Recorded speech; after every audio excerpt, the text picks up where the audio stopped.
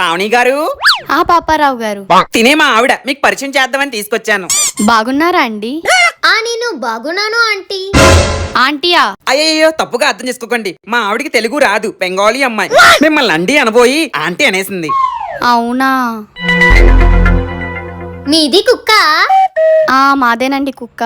నాది మా భర్తగాడికి చాలా సార్లు చెప్పింది మనము కూడా ఒక కుక్కని ఉంచుకుందాము అని. నీ దుంపదగా, అది ఉంచుకుందాం కాదు, పెంచుకుందాం. మీది కుక్క అన్నము తినడము అయినట్టుంది, వెళ్ళి దాని మూతి నాకండి. నన్నే మూతి నాకమంటావే? భర్తగాడు.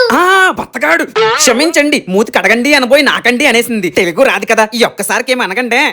అనాల్సిన తన్న కాదు, నిన్ను. సంతలో దుంపలమ్ముకున్న మొహమోడా. నీ భాష నా భావాన్ని దెబ్బతీసింది. నువ్వెక్కడే తగలాడు.